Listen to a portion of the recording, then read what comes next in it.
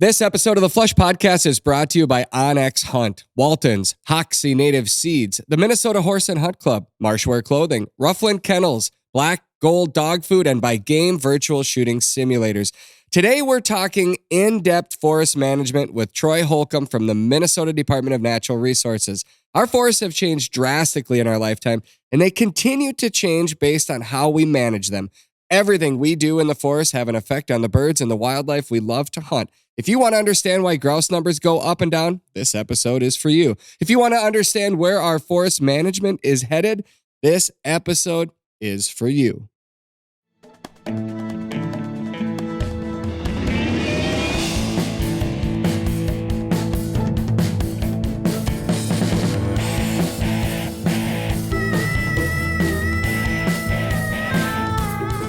Welcome to another episode of the Flush Podcast. My name is Travis Frank. Big Al is our producer. Alex, the Snownami came went, and you survived it, I assume? I am surprised that I survived it. I tried to go to Trader Joe's on Sunday because online it said it was open.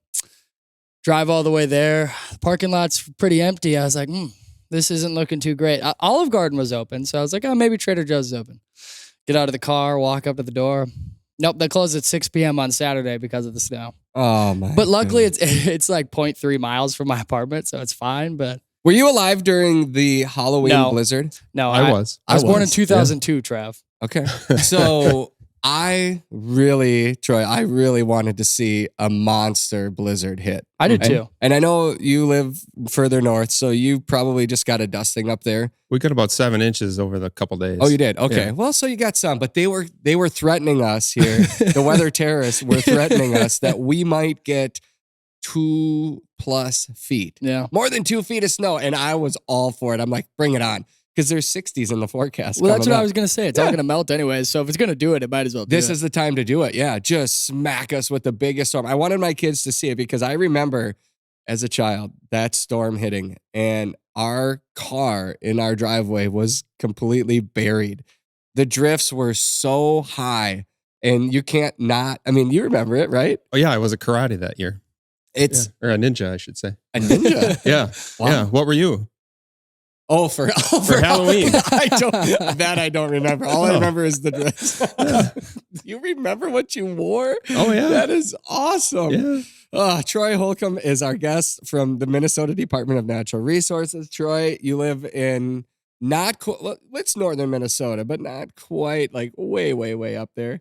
The people in Rosa would tell you I live in central Minnesota. Yep. But yeah. Yep. Further north in the Twin Cities for sure. Yeah. Speaking of Rosa, I was just up there. I took my kids up on their spring break. Our spring break we spent on a frozen lake. Nice. We went to Lake of the Woods. I hauled my Ice Castle Fish House up there, and there were 2 other dads. So we had 3 dads and 8 kids. Oh my gosh. I know. And my 4-year-old, my 8-year-old, 10 and 11-year-old were all in my house, and there were other kids in the other houses, and it was awesome. We brought so much food. It was just dads and kids for spring break. You have Mom's got some time off, and they made, we had tater tot hot dish and other foods already pre-made, which was fantastic. And our fish houses are like RVs basically, but you can lower them down. And for people that are listening outside of the upper Midwest that are like, what is this It's thing? like glamping for ice fishing. Oh yeah, totally. We have a thermostat in the house to keep it at the set temperature. TVs. Yeah, I mean, we have a refrigerator, we have a microwave, an oven, a stove. We brought a smoker, grill. Oh my gosh. Yeah, we brought all kinds of stuff, and we caught huge fish up there on Lake of the Woods. This time of the year, the spring run for northern pike, they're huge. I mean, we caught multiple 20-pound northern pike. The kids did too. That was the whole thing. And we caught big walleyes, and my son caught his first eel pout. Just a great getaway up north, but it's a haul. Yeah. It is a haul to get up there. And so then we came back and, I hosted Big Al. I didn't see you at the McLeod County Pheasants Forever banquet. And I also didn't see a few other faces out there in the audience on Saturday night. But Do you want to call anybody out? Is there anybody you're trying to S. Franzen was a no-show again. Again. That's too obvious. Sorry. Scott F. Scott F. Yeah, there you go. There you go. But big shout out to all the volunteers that made that banquet possible. It was an honor to join you guys for an evening of fun and raising some money out there in the blizzard. Is McLeod Litchfield?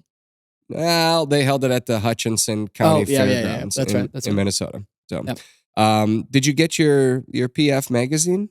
I haven't gotten the email that. Did you do the right email? Oh, we'll talk about that later. You remember. Yeah, you remember. I signed you up. Okay, well then I'll have to go to, I think I gave you my mommy's address, so I'll have to go to her house and make sure it's there.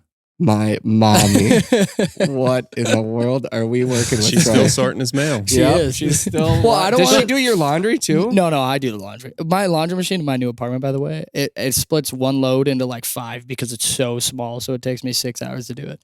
No, I send my packages and mail there because it's easier. The package room in my apartment is one package room and mail room for the entire apartment, so anybody could grab your package. So I just send everything to my parents. Okay, Safety enough about first. you. Enough Yeah. about Alex. Do want to thank everybody that listened to our episode last week, Aiming for a Cure. We received a very nice note from Steve saying thank you because several of you, our listeners, who we love so much, reached out and donated to their mission. You may not be anywhere near Iowa this coming weekend during their banquet, but not only did several of you sign up, several of you donated to them to help them, and it's such a worthy cause. It's amazing. It's amazing. So thank you from the bottom of our hearts. All right, let's get to today's episode because we have a lot to get into. Troy? We do, but we got to do something else first. Uh-oh. Okay. What do we got here? Well, it's my first podcast. Ever? So yeah. All right. Yeah. Well, Foresters don't go on podcasts. Foresters. Yeah. Look Oh, at look you. at what I he's got. figured. Oh my goodness. Holcomb's Harvest, Yeah. maple syrup. I wanted to grease the producer, and then I figured I'd bring you one too. Trav, Oh, Trav, my. will you hold that up to your tight angle camera on your? Let's yep, see that here. one. Okay. Yep. Here we go. Look, Oh, at that. We don't, oh my goodness. So it's Holcomb's Harvest maple syrup tapped in Deerwood, Minnesota. I Big have, Al, I think you got to give yours to your mom though. I do. For sorting your mail. I'll tell you I what. love that. She cooks a lot more food than she could use maple syrup for than me. So I just This like to is cook amazing. microwave food. So we're currently in the middle of the run down here. Are you guys tapping up there yet? We're gonna tap at my house on Wednesday. Okay. The Eager Beavers, some people have some taps out, but it's been too cold. The Eager Beavers. What do you have? What's this stick in there? That's vanilla bean. Ooh. That's my wife's secret recipe. How long So- have you been tapping maple trees? Since COVID. Really? Yeah. That was kind of your project. I'm going to set that right there. You can look at Yeah. that the whole episode. That is And it's very just kinda- nice of you to bring that down. Thank you. Yeah. That's so cool. My kids are going to hammer that before I get home. Probably. They Yeah, that might not last that long. might not last very Yeah. long, but we're going to save. We might have to do an office breakfast. I'm not sharing with you, and we'll see how your performance goes today. If you fall asleep back there, you don't get that jar. Hey, I told you. I've been waking up at 5 a.m. every day. You've been working out. I'm proud of you, Yeah, by I've the been way, going to for the doing gym that. every morning. Okay, enough about you, Al. Back to the episode. Thank you very much for bringing that in. Our trees down here have been running. I have several friends that have been tapping, and now we're 5 below zero this morning, but it'll be 60 degrees on Friday down here. You guys have a little bit better freeze thaw in that part of the state coming, I believe, right? Yeah, it's looking good later this week. How long do you anticipate the run on a normal season? Well, we get pretty jumpy and we tap the trees pretty early at my house. So you can get sap during a 2-month period, really. Mhm. It'll run for a little bit and then the weather might change. And then at the tail end of the season, you'll usually get a really big The run. best stuff is the early season, though, I right? think so. Yeah. Yeah. It's usually lighter colored. Yep. And Has that's, it. I mean, you can see how clear that is. That's Yeah. some good syrup. It is fun to watch. Like we'll typically boil 3 or 4 times and you can line those jars up and You can see the color difference. yeah, it gets For sure. darker. So Yeah. it gets darker as the season goes on.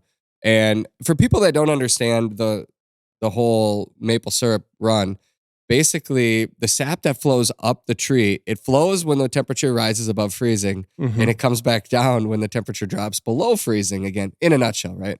Pretty much. Yeah. Yeah. And so you're just collecting it as it comes and goes. Do you get real high tech? I've done some stories on people that tap trees and they put the vacuums on them and they just really suck those trees. No, I don't do any vacuums. We just You're carry old school. carry the buckets the old fashioned way. How Yeah. many taps do you think you have out? 30. Oh, okay. We'll do So about 30. that's enough to get, how many gallons boils down to It's about they say 40 to 1. Some years it might be 36 or 38 if the sugar content's a little higher. Gosh, well, It's bless fun. you for bringing that. Yeah. That's awesome. So you work for the Minnesota Department of Natural Resources. How long have you been a forester? Since 2008. 2008. And we were talking before we turned this on. Your love for bird hunting is what got you into forestry, right? Yeah. Yep. So I kind of had a really great start to bird hunting. I had a dad that kind of mentored me. The Remington 870 youth model under the Christmas tree. And heck yeah. he would only give me one bullet, so I could only shoot him in the back once. Mm-hmm. But after a while, I realized that grouse like young forests. And I was working in a factory and did not like it, and hatched a plan. If I became a forester, I could figure out where all the best grouse habitat would be. Has the plan worked? So far, so good. So far, so yeah, good. so far, so good. Yeah. I was listening in on the Meat Eater podcast that just went out recently. I want to say 2 weeks ago, a week and a half ago, something like that. And they had a representative from the Ruffed Grouse Society on. And I just started listening to that episode, but I've had several people send me the link on it to listen. And obviously that's very near and dear to both of our hearts, right? All of our listeners should probably go listen to that one too, because they're talking about, can we save the ruffed grouse? And the answer, there's, a lot that we can dig into on grouse, from viruses to other factors. But the bottom line is habitat. Yes, sir. And it's just the same thing for all wildlife. It's habitat. And in your world, that's forest management, right? It is. Yep. Forest management is wildlife habitat management. Yeah. Where I work in central and northern Minnesota. I would say we have perhaps, and you can tell me how you feel about it, one of the best forest management programs going in America today, right? We're very active. I think in the list of the top 20 states in terms of like timber harvested. Yep. Surprisingly, we're kind of towards the bottom of that list, because there's some southeastern United States that are really cranking out a lot of softwood. Really? So think of like pine trees, like Georgia, Louisiana, even East Texas, Michigan and Wisconsin are also very active. But yeah, we're doing pretty good. Yep. So why are the numbers in, let's say, like the Appalachians or Pennsylvania? I keep hearing people talk about Pennsylvania, the numbers crashing, and they're just not seeing ruffed grouse. Why are they not managing their forests over there? Well, I don't want to go out on that limb and say that, but habitat has to be a reason that the population of ruffed grouse is declining in places like Ohio, Indiana, Pennsylvania. And you look at a place like Maine that still has an active forest management program, forest products economy, and they have a pretty good ruffed grouse season. You're very passionate about this. I've never had a guest bring me an outline like this, and this is fantastic. Multiple pages. I mean, you are dialed in on this. So I want to really focus on a lot of the key points here. But what is your number one mission today? What do you want people to leave understanding or wrapping their heads around? I want people to understand that there's a really strong link between the forest products economy in Minnesota and the wildlife habitat for grouse and woodcock that we love to hunt. And I'd like people to understand that there's a pretty thorough, in-depth process that decides what gets harvested and where and why and when. It's not really a shot in the dark. We spend a lot of time making sure we get it right. And we're not as concerned with what we take, what we harvest. We're almost more concerned with what we leave. Really? Yeah. Explain that. Well, ruffed grouse don't just need 10-year-old aspen. They need a lot of different types of habitat to get through their life cycle throughout a year. Diversity, right? Right. So you need to make sure you're maintaining all those habitat elements across the landscape in a scale in relation to each other that are close enough together that a grouse can, move around and meet those needs throughout a year. Right. I mean, we talk about the life cycle of a grouse on the show pretty regularly, and just like all the other birds, from nesting season to they've got chicks on the ground to the fall to the drumming, like all of it all plays in, and they need that variety there. But you look at it when you go in there with these massive machines, and people that aren't necessarily hunters probably think this is terrible. You're just eliminating the habitat. But we obviously know in this bird hunting circle that we need to take those trees to keep the habitat cycle going, because we have altered by human hands the natural cycle of the forest, correct? Yes, absolutely. And we do get comments like that a fair amount, From who? Who sends them in? People with cabins, people that visit up north, sometimes hunters. People see that and say, it looks like a bomb went off. Yeah. And I mean, in brief terms, my answer is sometimes you got to break a few eggs to make an omelet. But you're right. We have removed a lot of sources of disturbance that typically occurred across our landscape before Europeans arrived here. Fire being number one, right? Absolutely. Windstorms was also another one that impacts different types of forests in different ways. But windstorms were also very prominent. If you look at what happened in the Boundary Waters back in 1999, I mean, if the timber all stays really old in a certain area, it becomes more susceptible to windstorms. And eventually you're going to have that big catastrophic event that prior to us living here and thriving here on the land, we never knew it happened. Yeah, I mean, forests in Minnesota and across the Great Lakes have, with the exception of the driftless area in southeast Minnesota, they've been evolving and developing for 14,000 years since glaciers receded. And, how long have we been here? Right. A couple hundred years. Where do you think we are in the ruffed grouse?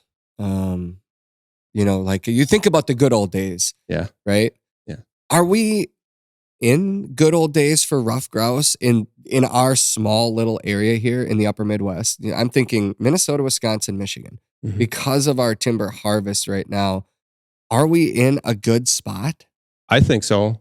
And if you look at the graph of ruffed grouse population, the trend has been relatively stable over the last 30 years. Yeah. And considering the fluctuations in harvest levels, which we can talk about, I'd like to. Yeah. I think we're still sitting pretty good. I think there's room for improvement, and we can discuss that too. But I think our populations are doing well. Yeah, I would say, as a ruffed grouse, the very first bird I ever harvested was a ruffed grouse. Yeah, me too. I have been madly in love with that bird ever since. I have hunted almost every upland species in North America, and yet when people ask what's my favorite, I go back to the ruffed grouse. I can't get enough of that bird. I can't tell you from one day to the next where that thing should be. And I don't think most ruffed grouse hunters, if you're shooting 50%, you're a heck of a shot. They are as challenging and sporting as it gets to hunt over a dog. I shouldn't say this on the podcast, but yeah, I figure I'm about 33%. 33%. I would say you're a pretty good grouse hunter then. Yeah. Well, yeah. You shoot the first one for revenge or the first one for fun and everyone after for revenge. Yeah, that's what they say about chucker too. Have you ever chucker hunted? No, but I'd like to. Yeah, that's a fun bird as well. But for the ruffed grouse, I would say the last few years, to me, feel like the best ruffed grouse hunting I've ever experienced in my life. It has been good. Yep. It has been pretty good. Well, let's try to understand why, because there's other parts in the country that are struggling mightily. And if we could just, wave a magic wand, what would be the first place that we need to start? I think some of these other areas of the country that are struggling, they've lost the capacity to perform habitat work in an economical way, right? So, logging is just one tool in a whole suite of things we can do in forest management to influence the establishment and growth of the forest, whether it's tree planting, timber stand improvement. I mean, logging gets a lot of attention, but it's just one tool. But when you lose these mills that need the wood, you lose your ability to create that habitat, that early successional habitat, which is really what we're doing. We understand the life cycle of a stand of trees, and we're saying this is an older age stand of trees, and we're going to reset it back to its earlier stage. What is that lifespan, that cycle that you guys are working through? Every cover type of tree is different. I mean, red pine, we might manage it on a 120-year rotation. Northern hardwoods, we're just typically removing trees individually throughout a stand to maintain that cover type. Aspen, which is what we're most concerned with here, we're typically managing that on a 50-year rotation, but it will live out to... It's 50 years. I was thinking more like 30 to 40. We are harvesting some stands at 40 in certain places, and that's a great example. If we have a section of land and we know we want certain ages of trees in certain areas, we're willing to harvest 40-year-old aspen, Hmm. and loggers cut it. But aspen can live out to 80 or 90, and you'll see that quite commonly, like in the boundary waters. What are some of the other trees that we're harvesting here in Minnesota? Red pine's pretty common. I mean, we have a mill in Bemidji that makes dimensional lumber. Spruce, whether it's lowland black spruce or upland white spruce, that goes into paper at the Grand Rapids mill, along with aspen. So they're making that coated magazine paper. Sure. By and large, though, aspen for pulp is over half. It's like 60% of the volume we harvest. When you say we, the state of Minnesota, right? Yeah, I'll tend to speak a lot about, when I say we, I mean DNR, Yep. Division of Forestry, but there's other agencies that are managing land out there across the landscape, whether it's county land departments, which collectively manage about 2 million acres of land. The Forest Service, they manage somewhere in the range of 1.8 million acres. Okay. Tribes own land. There's two companies, Blandon and Grand Rapids. They Yep. have 187,000 acres of land that they own and manage to supply their mill with forest products. And then the former Boise Cascade land up around International Falls in Coochin County, that's owned by a real estate investment trust that manages that for profit. So all of these different individual forest management companies or entities, right, Mm-hmm. are working sort of together or not together? They're each going to have their own long-term management plan. And anytime we're cutting timber, we're doing it, it's an outcome-based process, right? We have a plan that says we want the forest to look like XYZ 20 years, 50 years, 100 years from now. So in order to reach that goal, we're going to do this here today. Each of those entities are going to have their own management plan. The Minnesota Forest Resources Council kind of tries to coordinate some of that. Okay. But it is one area that I think you're going to see a lot of improvement on over the next 10 years with the advent of like LiDAR technology. We're able to assess forest conditions across all ownerships. And then we can really start fine tuning what type of habitat we have and where. Well, I was thinking about AI and how it can change how farmers, run their property, their land. They could, Mhm. I have to imagine AI at some point is going to take a look at, here's an entire county. These are all the acres that are losing money. This is not land you want to invest your gas, your seed, your pesticides, your herbicides, whatever in, Mhm. and this should go back into habitat, right? You're I would talking about think- like CRP. Yeah, exactly. Well, so if that exists out there where a landowner that might farm 10,000 acres, he can run AI on it and it'll tell him these are the 694 acres that you're going to lose money on if you try to plant it. Hey, maybe we can put that back into habitat and now you're not going to lose money. Like it just, to me, it makes sense. We know so much. This information is out there. You talk about LiDAR. There's so much information that I think you guys can implement as well. Yeah, I think we're right on the cusp of that. And you gave a great example. You're talking about 1,000 acres or 2,000. We're dealing with 15 million acres of timberland in Minnesota. So that's what it is total, 15 million. Yeah.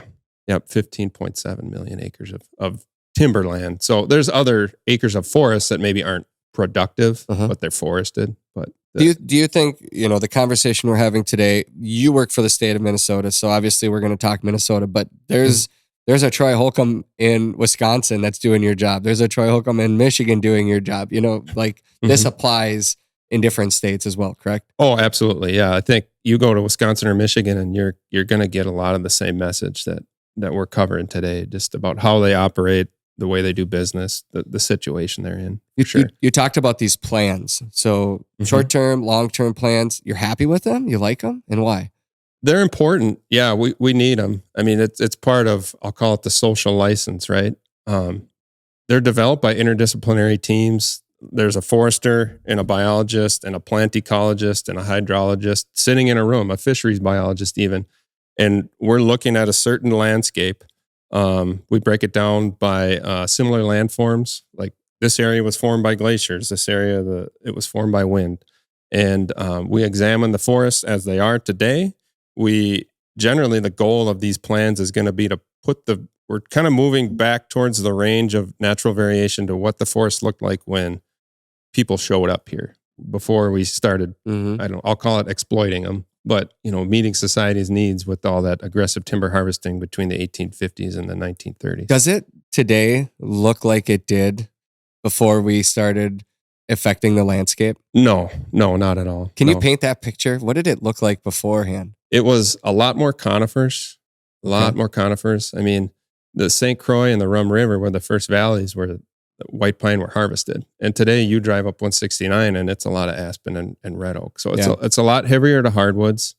The disturbances, even though they were in some cases large scale, that was probably a lot more patchy across the landscape. So whether it was fire or wind, it was a lot more random. We're pretty intentional now, just the way we operate. Right. But yeah, a lot more hardwoods. Maybe it was a little bit older, but and then probably some more complexity in the understory. So between the ground and the canopy, in a lot of places, you'd see a lot more structural diversity, a lot more things that occupy growing space, I think. Just due to those small scale disturbances, canopy gaps and things, it would fill in a lot quicker. But we have a pretty good understanding of what those forests were like based on several different types of research. And that's where our focus is we try to work with nature. We try to emulate nature. That's what's going to give the best habitat for every type of species that uses the forests of Minnesota, not just grouse and woodcock.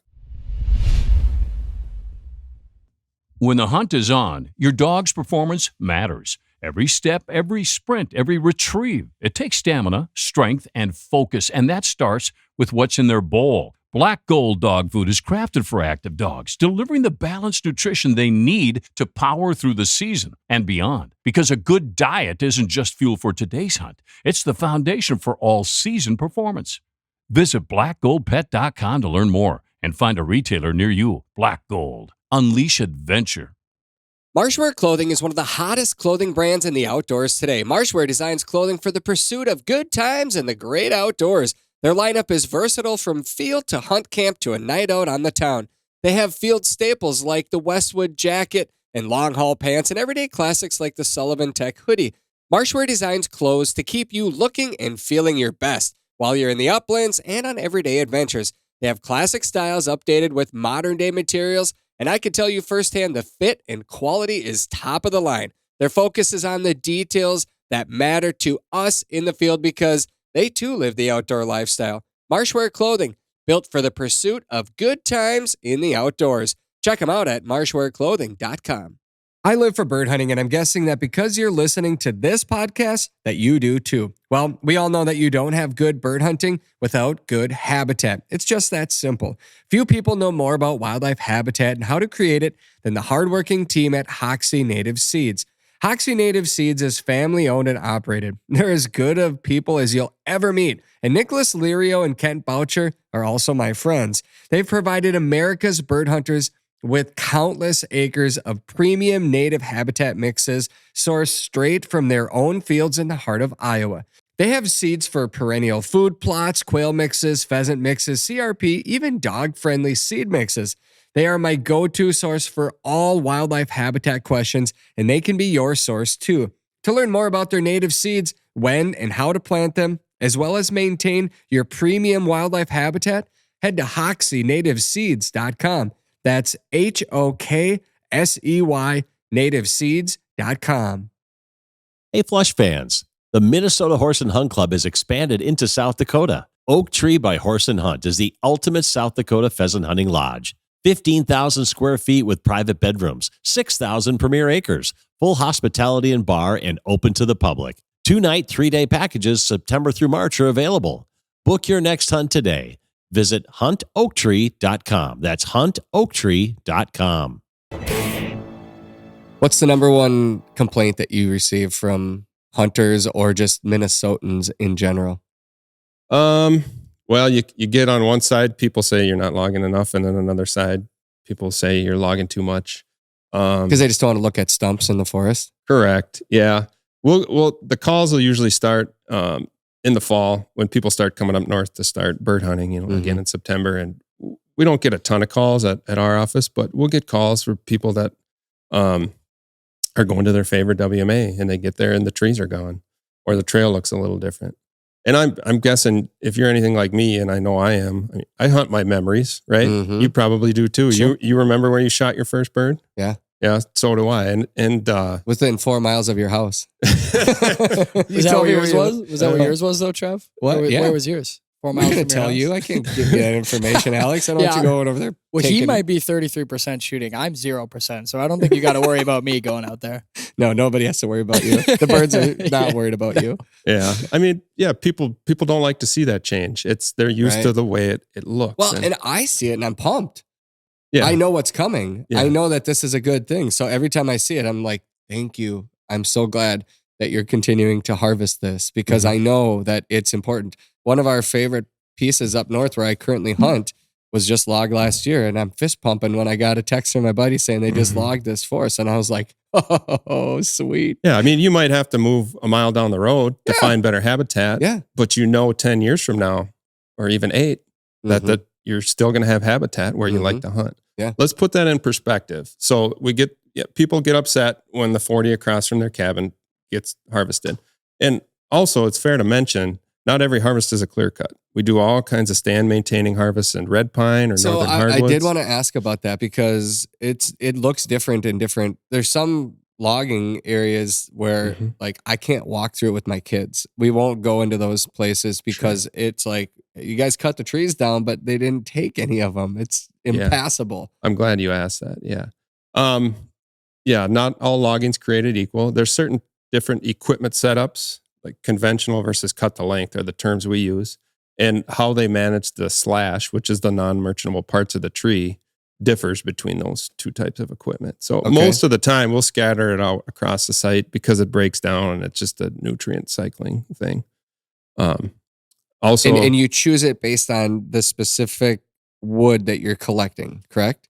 choose what type of equipment we're going to use. Well, choose what How we treat stays the and slash. what just gets left on the property. Correct. Yeah. So like aspen, it needs a lot of sunlight to regenerate. It regenerates from the roots and the stumps. It shoots up sprouts, suckers, we call them. So a regeneration harvest is in essence a clear cut. So that's how we're treating an aspen stand that's at maturity. Whereas, I mean, we also need northern hardwood stands that have aspen, oak, maple, birch, basswood. There's other types of species that live in those forests. And those were typically maintained by wind knocking out single trees, and then a seedling would fill in that canopy gap. So there we're just, we'll go out and mark which trees we want cut based on which ones we want. Who does that? I do. My You do. coworkers. Yeah, foresters. So is it spray paint? They usually see like a blue stripe on a tree. What does that mean? That's the one that's going to stay, or is that the one that's going to get cut? The blue is the boundary. So that's like a harvest unit boundary. Okay. Typically, we'll use orange or either a reserve or cut. It all depends. And then the logger will get a spec sheet and it'll say, go cut the orange trees and don't damage the ones that aren't marked. What does it go in there with? A saw or a machine? A machine. Yeah. Logging's all, I mean, it's kind of similar to farming. It's Mhm. gotten much more mechanized, consolidated into kind of larger companies. There's still medium and small size loggers, but in order to make money in today's economy, you got to pump out wood. And so a processor or a feller buncher is the way to do it. There are still some guys that might hand fall and skid with the smaller skidder, but it's all pretty mechanized now. Gotcha. You work on both state land, county land, private land, right? I work on state land, but a majority of my focus is working with private landowners. So we have an assistance program. We're granted money through the Forest Service and DNR Forestry to do outreach and education and technical assistance to private landowners in the forested part of Minnesota. Gotcha. Do you feel like which forests are healthiest right now in our state? Would you say it's the public land forests or the private land forests? I mean, we're talking 50% of our forests are publicly owned, 50% are privately owned, right? I In mean, general, roughly. yep. Yeah, it's about 45 to 49% privately owned across that 15 million acres. I think that the public land management agencies are going to be more active in managing for forest health issues like spruce budworm or emerald ash borer or invasive species like buckthorn. Mhm. we know how to recognize that. We know how to deal with it. And we have the system in place to treat those areas. Private forest owners, they maybe don't recognize some of those things, or they don't know where to start. So that's one of the reasons I really like my job, because it's just a huge opportunity for improvement there. And you can start a journey with a landowner that just bought an 80, and then 10 years later, they can look back and say they accomplished all these things and help meet their goals that they have for their land. It's pretty fun. Well, Tony Jones connected us at Pheasant Fest. The Reverend Hunter. Yeah. And what a great guy. Yeah, you've cool. worked on his property. Yeah, he and his brother Ted are landowners that I would hold up as a prime example of people who sought out information, sat down, thought it through, developed a plan, and they're implementing it. They're doing all kinds of cool stuff. What does that even mean? A plan? Paint that picture for us to understand it. Good question. So a landowner can have a woodland stewardship plan written, and it's basically a forester meets with you, talks about why you own the land, what do you want to use it for, and then they'll do a forest resources inventory. So like a timber cruise, if you've heard of that term, the plan will tell you all the different types of your forest, what condition they're in. Do you have invasive species? You have wetlands here, let's leave those alone.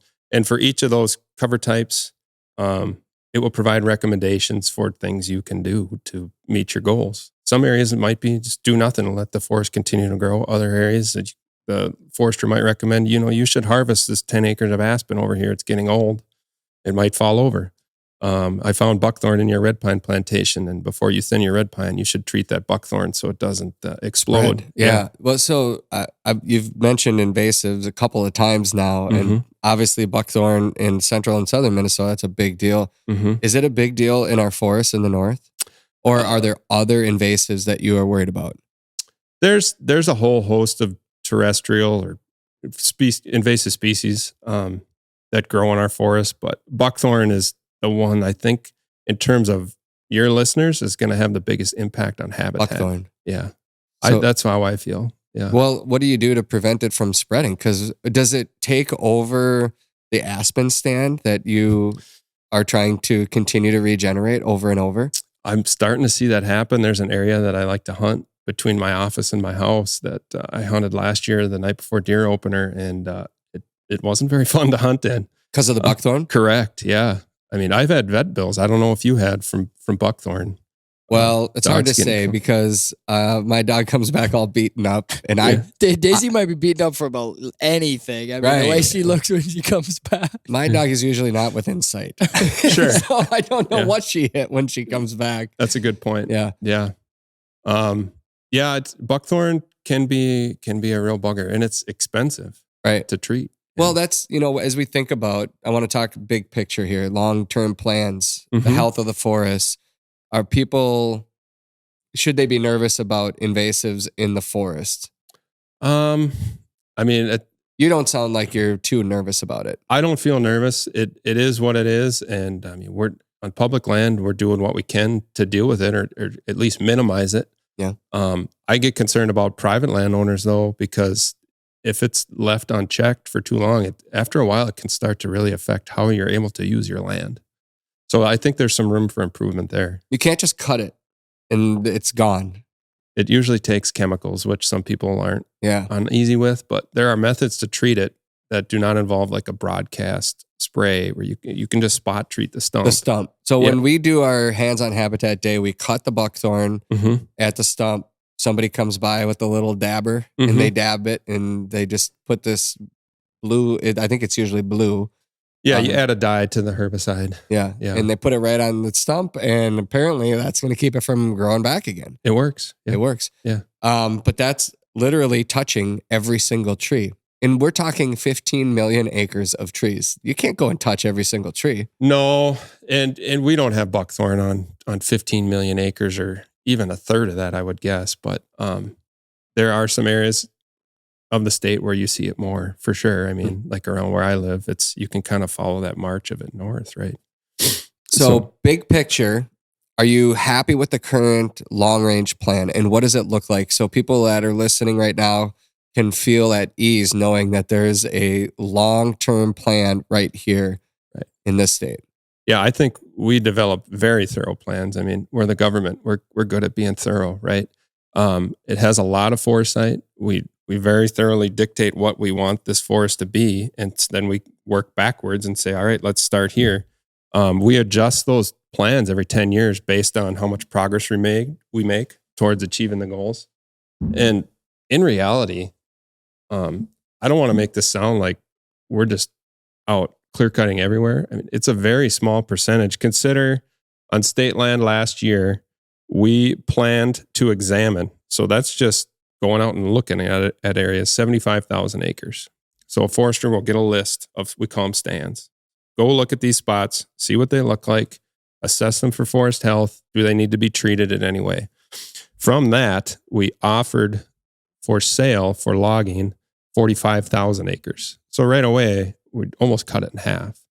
And then of that 45,000, about 30,000 acres got harvested. So it's 0.8% each year where we're doing some form of timber harvest. Is that enough? It doesn't seem like that's enough. Well, that's just on our ownership. So what did I say? About 3 million acres that we're managing. Yeah.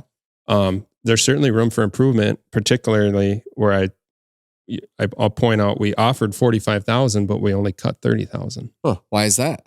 Because the market wasn't there to support a logger buying the permit to cut the timber. The market, meaning the long-term goods of that tree. Right. Yeah. Right? So What is that? a logger's going to we'll have an auction and a logger will look at the list of permits, right? Which is just, here, logger, you can buy this permit, go to this area, cut these trees. And they're going to look at it and say, based on what it's going to cost me to get my equipment in there and pay my employees to harvest it and then pay a trucker to haul it to a mill, can I make enough money on those trees? Make it worth my time. Correct.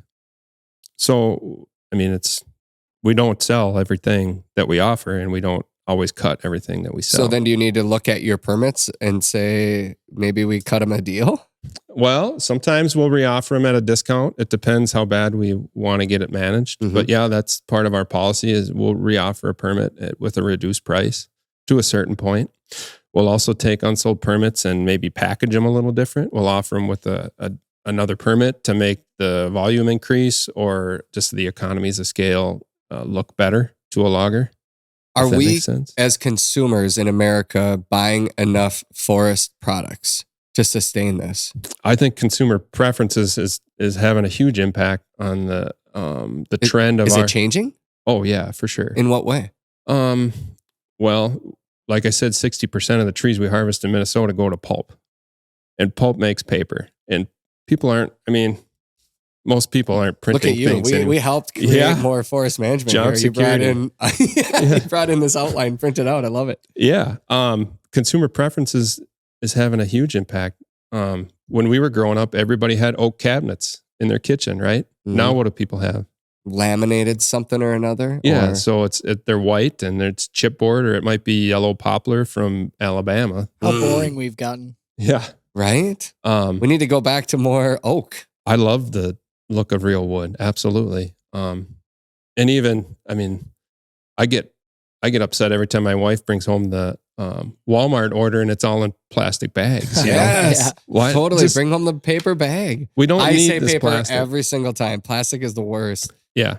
We don't need that many things in the world made of plastic when we have a sustainable, renewable resource right here that's being underutilized. What can we do to support that then? What can our listeners do to help keep the timber industry alive and thriving? Well, as far as consumers go, be educated and be thoughtful about the choices you make. There's a plant in Two Harbors that makes siding for your house out of trees that we harvest in Minnesota. So the habitat in Lake County is affected by how well that company is able to sell their smart siding, for instance. What is it? Give a shout out if you know. Well, it's Louisiana Pacific. They make that. That's the LP Smart Side. Yeah. Yep. Yeah. They make that in Two Harbors. Interesting. I know when I'm just praying for a hailstorm so I can get that vinyl siding off my house. I just can't stand it. Please don't pray that much. Well, I'll tell you, my neighborhood helped Minnesota's forest because we yeah. had softball hail come through last summer, and We got almost rocked last year. yeah, every roof got replaced. Most of the siding got replaced, and maybe that's a good thing. Where grouse numbers are going to thrive because of it. Mm-hmm. There's some bright spots too. The use of paper is declining. There's some companies that have created some new ways to use like cellulose or lignin, which are some of the components of wood, right? When you drive home today, touch that headliner in your car.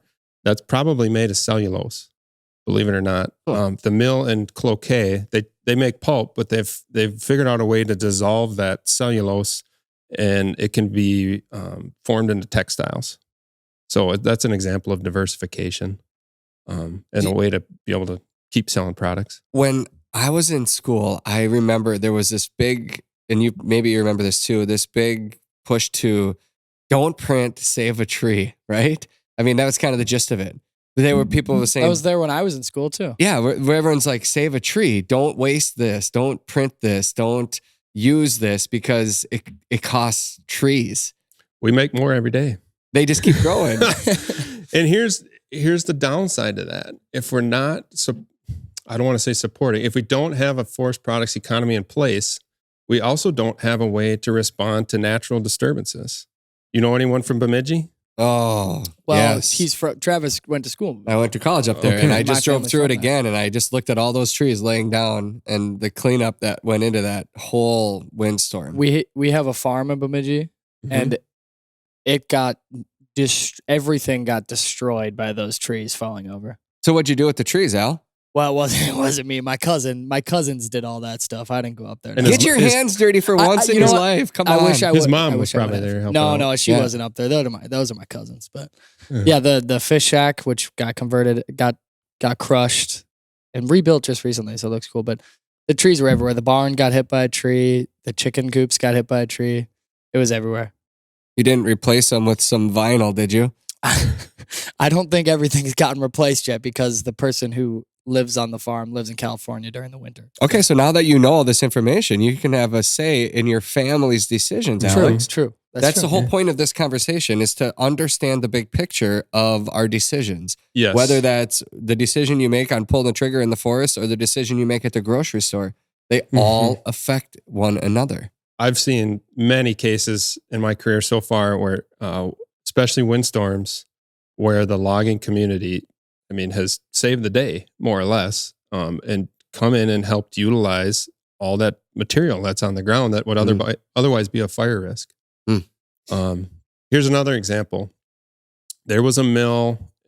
There was a mill in Duluth for quite a while. It went by several different names. It was Stora Enzo. It was, I think when it closed, it was called Verso.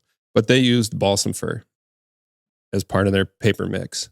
And we have a bug in northern Minnesota in the Arrowhead region. It's called spruce budworm. And I don't know why they call it that, because it mostly affects balsam fir. And it kills the trees rather quickly.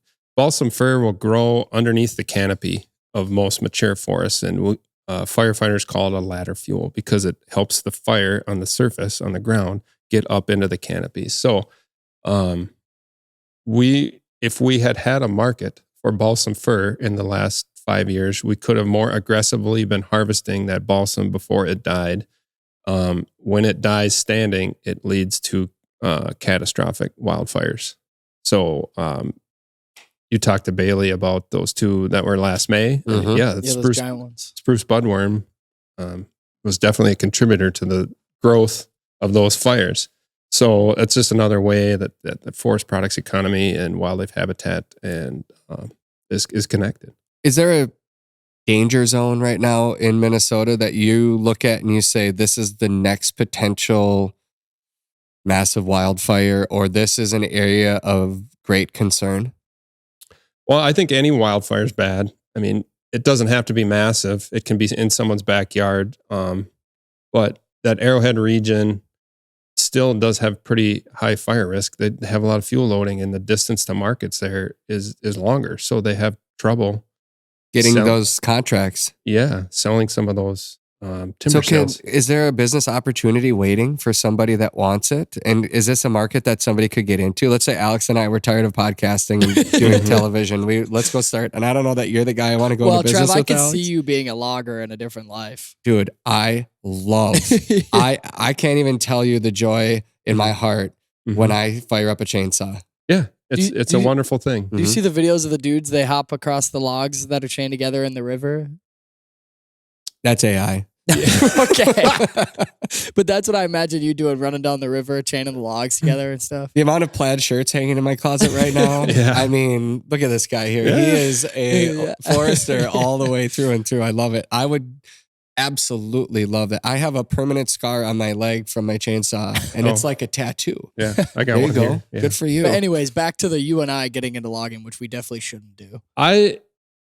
We don't see a lot of new people getting into logging, if I can answer your question that way. And that's not a good thing. Well, some of this equipment costs $500,000. Fuel bills are high. It's hard to find employees, and things change at the mills based on demand. I mean, our economy is global now, and so something that happens in China affects if we're able to sell the products that we make here. Believe it or not, I believe it. and so we just see a lot more shifting in the markets. I feel like they've been pretty stable. They're low, but they're stable. But throughout the year, loggers seem to have more issue selling the timber that they're cutting. So do we have logs just piled up someplace at a mill that won't be used? No. I mean, there's loggers stockpiling wood right now because it's the end of the winter, but it'll all end up in the mill and used. Is there a certain time of the year that's better to harvest than another based on the effects to the wildlife? We harvest a majority of our timber, and I'll hazard a guess at about 70% in Minnesota between the months of like November and right now. I mean, road restrictions are going on this week in northern Minnesota. And already? Yeah. It seems a couple weeks early, but it's I get typically the middle of March. Yeah. Okay. So yeah, the winter's a busy season, and here's why. We have trouble accessing a lot of our areas that need to be cut. Until it's frozen. Yeah, correct. So imagine a big island of aspen growing out in a swamp. So a logger has to freeze down a road to get out to that. So that's the major issue is the access. And also in terms of wildlife habitat, when we're harvesting aspen, we want that stem density, right? The stuff that you only want to walk through if you're grouse hunting. Yep. That's where the grouse like to live, and deer and every other bunch of other types of wildlife. But when we harvest that under frozen ground conditions, the root structure, all those trees are connected at the bottom. All their roots are connected. It's basically one tree. When we can maintain those connections, the sprouting can be more vigorous. So when you harvest it determines how quickly it can regrow? Yeah, to some degree. I mean, we harvest aspen in the summer too. It's important to have opportunities to harvest throughout the year. I mean, you and I get paid, every month, every 2 weeks. Sure. Loggers get paid when they haul wood to a mill. So in order to keep employees, they need to have opportunities to work throughout the year. And now I'm not saying we'd go harvest somewhere under less than ideal conditions, but we are intentional about the season of operations and what we offer throughout a year. So the state of Minnesota harvested 0.8% of our forests last year. Correct. Is that right? Yes. Are there other entities besides the state doing any timber harvesting that would add to that total? Oh yeah, for sure. Do you know what our total would be then last year? Yeah, I do. I have it right here. Our current harvest level is about 2.5 million cords. And it's been that way since 2008. 2.5 million cords of wood. Yes. And if equate that to acres in the 15 million acres. I was going to say, what would cords of wood be? Yeah, we'll use 25 cords per acre as an average. And I went to Champlin Park, so I can't do that math. Alex, you do the math over there. I was just asked what cords of wood were. Yeah, a cord it's just a unit of measure. It's volume. It's 128 cubic feet. And that's the most common unit of measure that we will use to describe. But I think what I'm trying to get to is just to help people wrap their head around. Mm-hmm. So if we have 15.1 million acres of forests in Minnesota, how many of those acres are touched each year? And then you think about that 50-year cycle before they get cut again. How long to regenerate just to keep the balance? I stumped him, Al. Stump the forester. I was going to say, he's thinking. I was looking for a fact that I want to say in my notes here, and I think I missed your point there a little bit, but okay, ask it again. So we have roughly 15.1 million acres of forest in Minnesota. Okay. Of the 15 million acres, how many acres are being logged each year on average? I can't tell you that number. I think the best way to determine that would just be 2.5 divided by 25, and that would tell you how many acres of timber harvest are occurring each year. And again, even that number is only half of that's going to be about aspen. 2.5 divided by 25? Yeah, 2.5 million. 0.1. So 2.5 divided by 25 would be 0.1. So what is that, 100,000 acres, 10,000 acres? I went to Champlain Park. I feel like that's not enough. Well, there's room for improvement for sure. I mean, here's a fact. Here's a stat. In 2022, 52,000 acres of aspen were harvested across Minnesota, all ownerships. In the 1990s, it was about 95,000. When we were really cranking, we were cutting about 4 million cords in wood a year. We had 4 OSB mills going. Our forest products economy was screaming. We were harvesting about as much wood as our woods grow each year. Does that make sense? Yep. And now we're seeing about 3.4 million cords just dying of natural mortality in our woods, and our harvest level is about 2.5 million. So the forest is growing twice as fast as we're harvesting it, as just a scale comparison. So what can we do? I mean, we just need to buy more wood products to create the need for people to get out there and cut the trees? Well, that's one thing. There's some really cool research being done on different ways to use traditional forest products, wood. How can we use some of the chemicals that are in that wood? There's some interesting research and actually use and practice of building large buildings out of timber, laminated beams and things instead of steel and concrete. So that's become certified by like LEED, I think, and other building certification organizations. So there's room for opportunity there.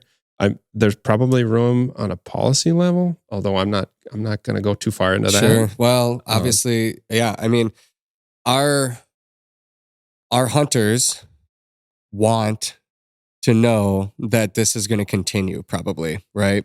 Mm-hmm. And based on where we've been to where we are today, we're not quite keeping up with the forest at the growth rate. Yeah, it has fluctuated. Our harvest levels have fluctuated for sure, and I personally don't see it like increasing in a large way. I'll add to that. We talk.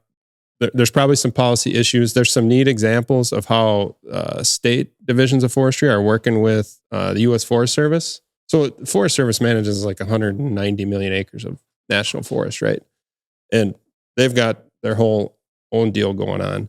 They've created a program called the Good Neighbor Authority, where we have state employed foresters assisting with timber sale preparation, design, and administration on national forests as a way to kind of grease the skids and get more work done. So that's a really cool example. And then back to private landowners. I mean, that's where my passion really is. That's where we have a lot of room for improvement. And I think the only way to get more done there, how I feel, is we need to motivate through education. Okay. So help people understand their land better, and they'll make the right choices on their own.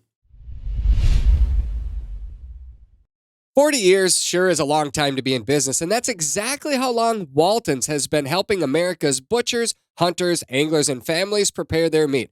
That is quite a milestone, and to that, I say, Walton's, congratulations on 40 years in business to your entire family. I sincerely hope that you know how hard they work to provide all of us with the right tools to process and prepare all of our hard-earned meat. Walton's motto is everything but the meat for a reason. They have everything we need to process every cut of meat you can think of, and after a long hunting season, I'm hoping you have a freezer full of it. If you're looking to make sausage, jerky, snack sticks, roast, you name it, Walton's can help you with the tools and the knowledge to do it right the first time.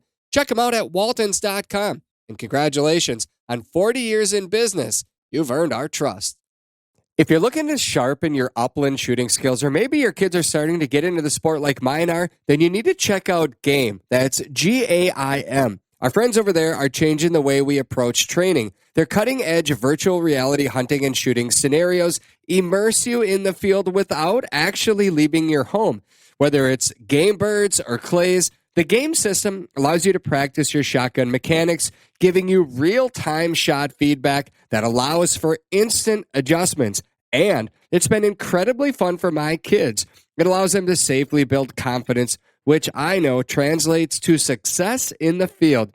Virtual training, real results. Click the show description below to learn more, or visit their website at game.com to try for yourself. That's GAIM.com. If you're heading out on the next hunt, don't forget the teammate who never complains and never misses, your dog. At Roughland, we built the ultimate travel system for hunting dogs and the people who run with them. It starts with our one-piece kennels, built tough to handle rough roads, cold mornings, and whatever else the season throws at you.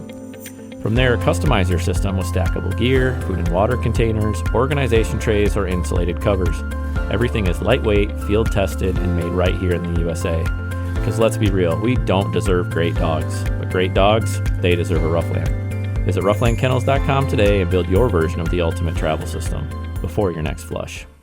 Here's a scouting tip that might just help you find a few more wild birds. First, grab your phone and then open up the onX Hunt app. In the bottom right corner, click on the 2D button and then select 3D. Then place 2 fingers on the screen of your phone and slide them up together at the same time. After that, zoom into a property that you've hunted before or one that you've never been to and take a look at the terrain in 3D. I bet you'll see a few nooks and crannies that will hold birds out of the elements. I bet you'll see the land in a dimension that you never thought possible. These are the details that matter when you're putting miles on the truck and on your boots during a hunt. onX Hunt is the ultimate tool for us bird hunters. It shows our position on planet Earth, land boundaries, land topography, burns, forests that have been logged, weather, and a whole bunch of other features that will make you a better hunter. If you've never tried the onX Hunt app, then you can download a free 7-day trial to help you understand why hunters like myself simply can't hunt without it. Know where you stand with onX Hunt. Well, that's like a prime example. Alex now has this knowledge, who's over here working cameras, but he has this knowledge now to realize, hey guys, Mom, let's make sure we use the LP Smart Side siding and not vinyl because we're supporting Minnesota's industry right here at home. Mm-hmm. We are having a positive effect on our forests. And we need to think big picture sometimes about our decisions and the effects of them. And really, it's pretty complex. You know, when you think about our landscape and all the things from the prairie to the forest to the wetlands, everybody can say, yeah, but, right? Yeah, but, well, or this, you know, there's 2 sides to every story. In this complex scenario, I mean, there's just so many tentacles to it. Yeah, there is. And I mean, it's good to talk about it. I'm glad we're getting the knowledge out there, but there's a lot to it. I mean, we're talking about like huge supply chains and the consumer preferences on a large scale, right? So if we continue on this trend where we don't use as much wood, you have a 50-year plan, right? Is that what you said? The state has a 20-year, 30-year, 50-year plan. Is that right? Yeah. I mean, the plan describes what we want the forest to look like, you know, and we'll call it 100 years. Here's where we want to end up. And then we kind of take a shot at that every 10 years. So over the next 10 years, we're going to examine these acres and work towards that long-term goal, what we want the forest to look like. Do you like what it is going to look like in 100 years based on what you guys are projecting? I feel it's appropriate. Yeah. We're going to maintain. Grouse hunters are going to be happy in this area for the next 100 years. Well, as long as the forest products economy stays where it's at, but is it going to stay there based on the trends? The trend is a very slow, gradual decline. That's what the graphs show. Yeah. There's the graph. Yeah. Dang it. So here's an example. 1982 was about 2.5 million cords of harvest. And between 1982 In 1993, we added a bunch of OSB mills, OSB oriented strand board, which is used for sheeting houses. And you look right here, in 2008, it was a precipitous decline, and that was the Great Recession. And 3 of those mills closed. And That's the biggest drop that we see is 2008. I mean, that's a big decline right there. And we've basically been at that level since. Yep. Down just a little bit to where we are here. Your graph ends at 2024. There's a little increase there in 2022 and 2024. Well, I was going to say, I looked it up, and it said the Minnesota logging community decreased 25 to 30% since 2006. But I'm assuming if in 2008 there was that big drop, that's probably why. Yep, that's when it all really happened there. It was a pretty big deal. Yeah, and I brought a brochure here. It's a report to the Minnesota legislature from 1986, and there was concern among the wildlife community and the forest products community. There wasn't enough harvesting to maintain habitat. A mill closed in International Falls. It was like an insulation board. You remember Buffalo board? Mm-hmm. It closed, and their loggers were basically out of work. So the legislature appropriated some money, and DNR devised a scheme to put loggers to work regenerating aspen for habitat, but just by cutting the trees down. And they utilized what they could out of it, but a lot of it just ended up laying there. And they did that. They put money into it because they wanted to maintain some of that really successful habitat. Do you think there's going to be more of that moving forward? Or do we have the money to fund that kind of a program to just manage forest habitat? I don't think there's going to be more of that in at least the next 10 or 20 years. I don't really see that. Until they see it really decline to a point where we have to do something. Correct. Major fires, big issues that are beyond bird hunting and deer hunting. Yeah. Yep. And if and when that does come, I mean, you might get some money out of the legislature, but it tends, when we get into those situations, those partnerships tend to really help get things done, like Ruffed Grouse Society, Minnesota Deer Hunters Association, things like that. It really makes a big difference when we're able to work with partners like that in order to get funding. Do you think there's more that those organizations can be doing based on what you see out there on the landscape? Because, I mean, I can't say what I only walk into X amount of forests each year, you know, and there's millions of acres. So it feels like there's a lot that can be done. I hear people complain. You hear people complain, right? Mm-hmm. There's only so much money to fund these programs and these initiatives. So I guess maybe I don't really have a good question here. I'm more thinking about it, you know, like what is needed? What can be done? In parts of the country, their presence is what's driving habitat creation for ruffed grouse. I mean, you think of like, you mentioned Appalachia. I mean, RGS is getting a lot of work done there with the Forest Service and state agencies, things like that. We've still got an ability to create habitat here. So I would say it's important for those organizations to have a seat at the table in this plan creation. And they do. I mean, they're very active and sharing their opinions about how we manage our forest, and they should be. So for now, I think they're doing pretty good. We do work on projects with them in terms of kind of maybe increasing the diversity of our forests. There's a lot of interest in that right now. People talk about climate change a lot. So we're doing projects that will diversify the species of trees growing after regeneration harvest. So we might add some conifers in or some red oak into those aspen cuts and release them from competition later with a brush saw. So we'll cut some of the aspen away so those trees can keep growing. So we have maybe 3 to 5 species growing there rather than just 1 or 2, rather than just aspen or birch. You still get the stem density. You've got more species present. It's just like your investments, right? Diversify. And there's a lot of focus on that right now. And a lot of that work is driven by our partners. The funding from that, the funding for that work tends to come through them. We'll work together with them to get that. Does that make sense? Yeah, I think so.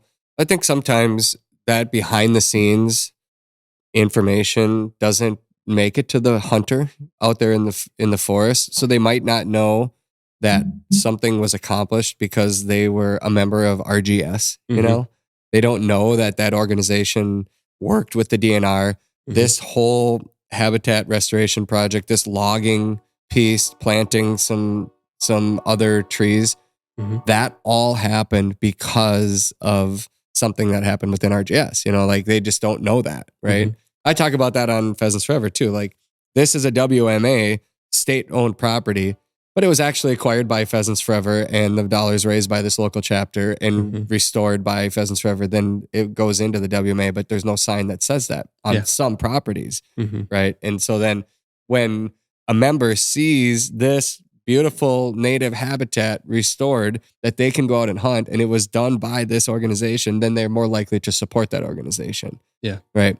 Yeah. So, but then the on the other side, they say we don't want to invest in money into signs that get weathered and fall apart. We'd rather invest in the habitat. I'm like, well, it's a chicken and an egg thing. You want people to know, and I'm going to tell you, this is rare to have a forester on a podcast. People don't become foresters to go on podcasts. Yeah. We go to hide out in the woods. Right. But when we don't provide that information or feel hesitant, there's a vacuum there.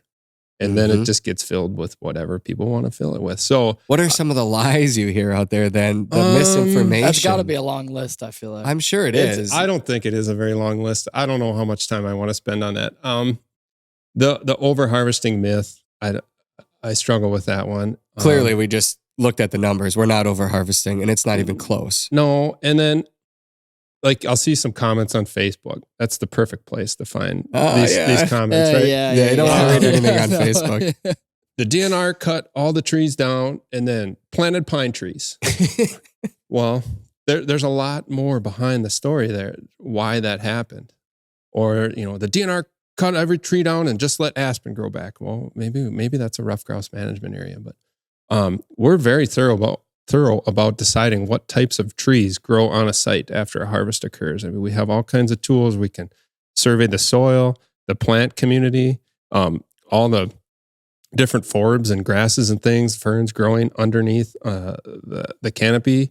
And we have a whole system that'll tell us which species of trees are best suited to that site, that soil type, the drainage, the amount of nutrients that are there.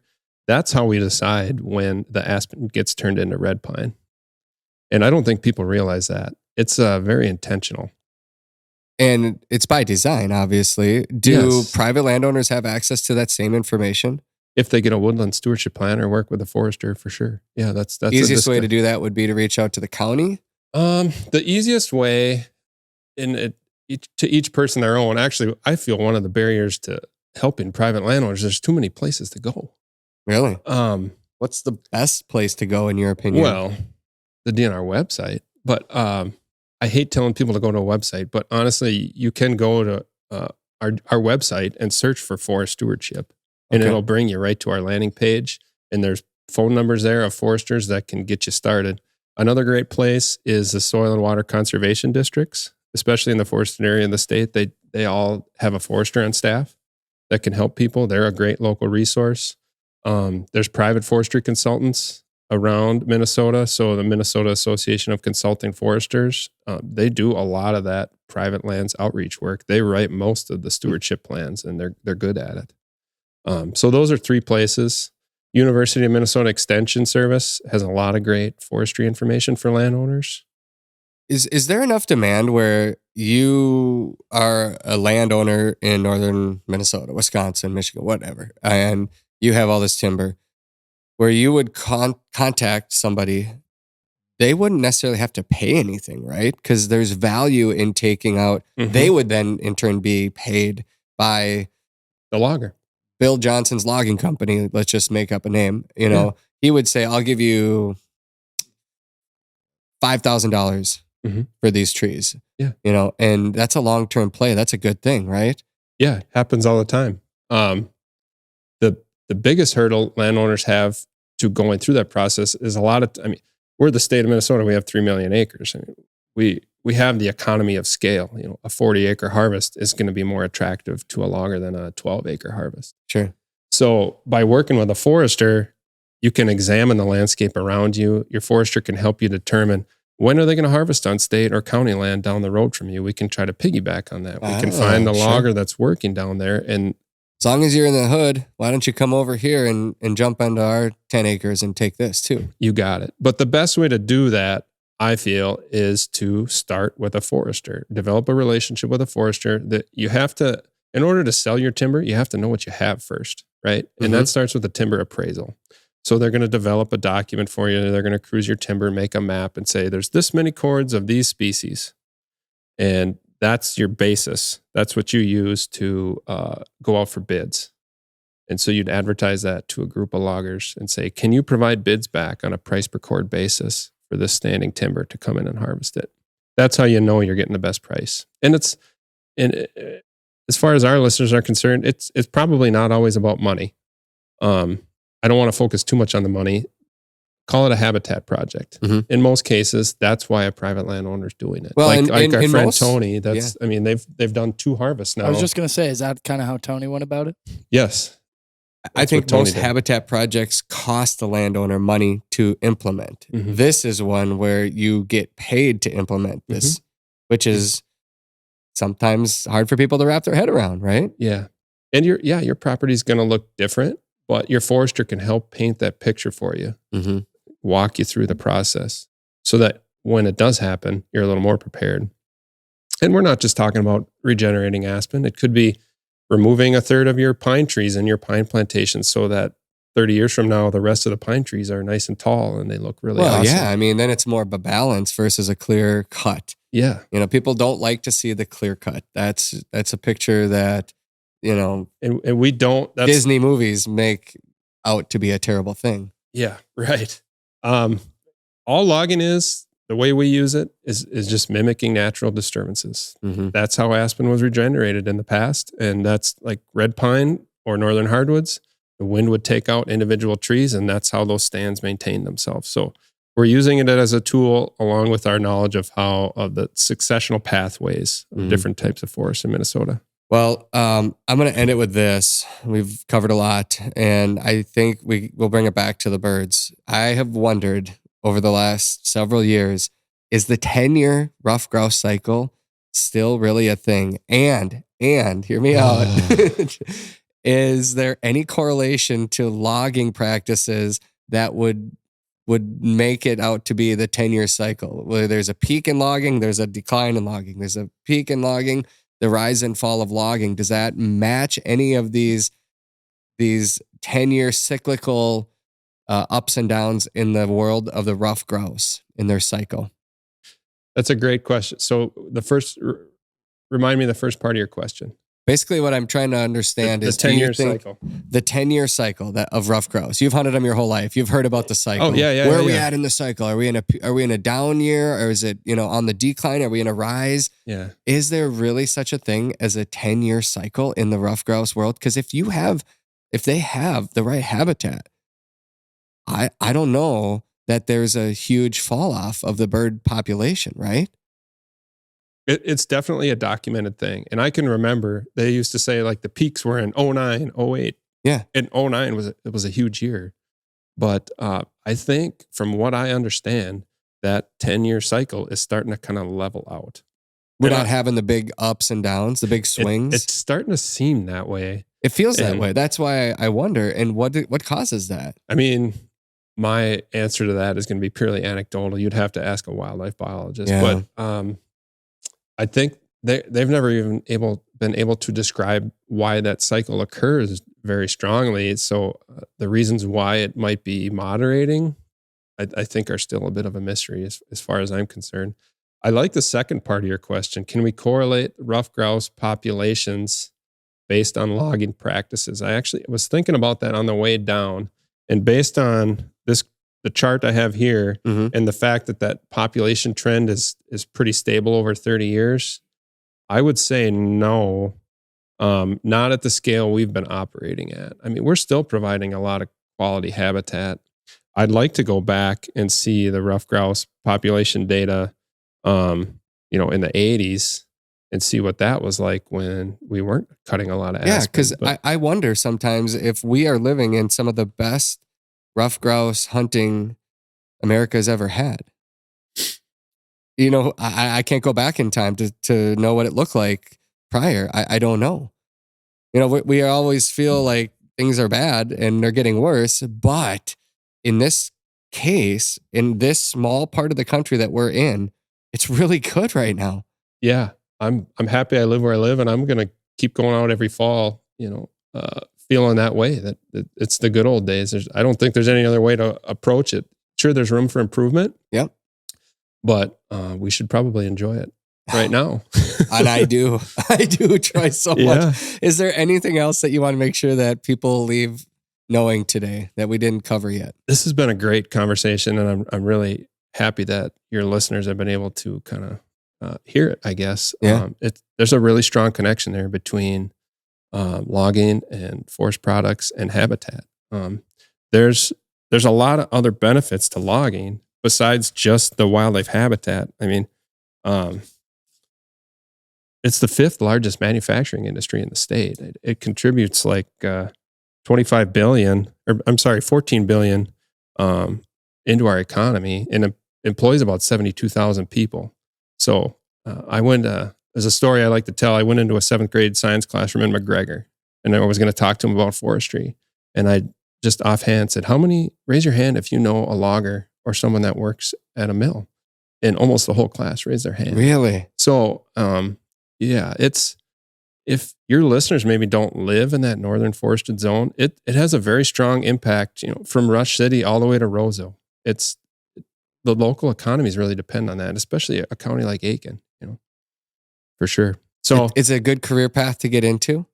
I feel really happy with it. Yeah. I mean, we're not here to get rich, but overall, it's a very good lifestyle, especially if it's something you're passionate about. You're hands-on, you're out there in the forest, you're in wild places. You can support your family. Yeah. Financially. You got to like snowshoeing. Ooh, really? Yeah. You spend a lot of time on snowshoes? In the winter, yeah. That's what we do, a lot of timber cruising in the winter.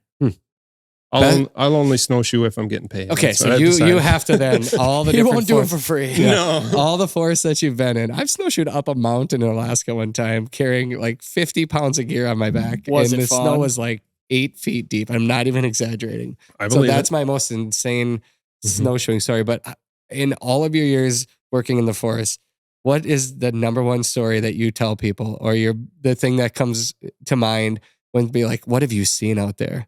Obviously, you haven't found Bigfoot yet, have you? No. Bigfoot. I don't believe in Bigfoot. Until you see him.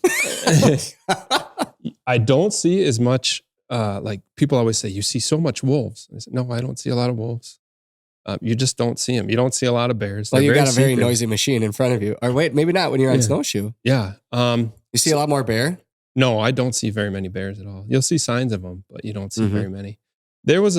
I started my career in Big Falls. You know where Big Falls is? Yeah. And west of Big Falls, between there and Washkish, is a Pine Island State Forest.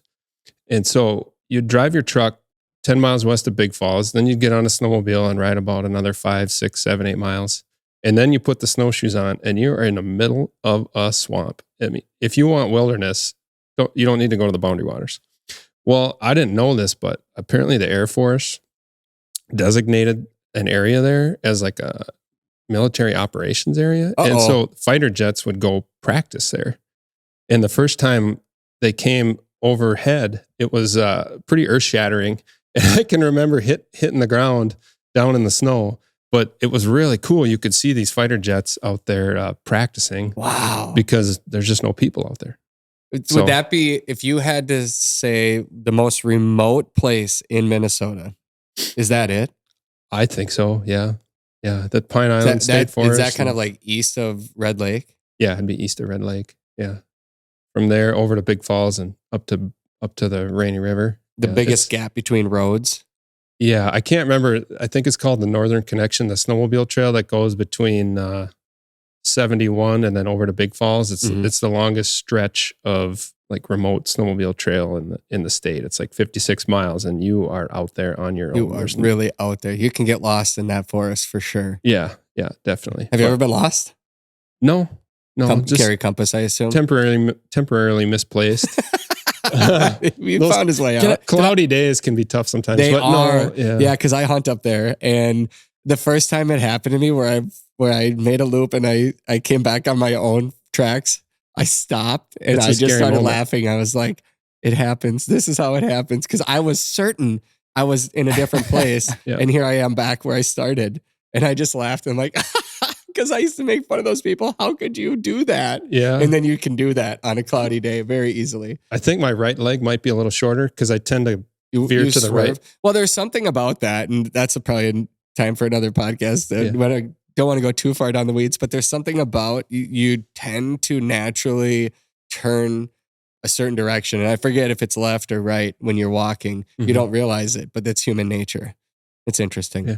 Well, appreciate you coming in. It's good to get your perspective because like you said, it's pretty rare for a forester to come on a podcast and talk about it. You guys disappear into the woods to do what you love, but we need to understand what's going on in your brain, in your world, because it affects everything that we do in society and as hunters too. Yeah, for sure. Yep. Yeah, I appreciate the opportunity. Alex, what'd you learn today? Big picture. I learned that there's another great reason to stop using plastic bags at the store. There it is. Big picture. Yeah. It's very simple. We moved the needle today. We moved the needle. Yes. Alex, if I see you bring a plastic bag into here, I'm going to punch you. Just don't look in the It's garbage. going to be an HR violation. Don't look in the garbage over there. Okay. So now moving forward. Yes. Okay. Yeah. No more. Yep. Paper plastic bags only. bags. Paper, please. There you go.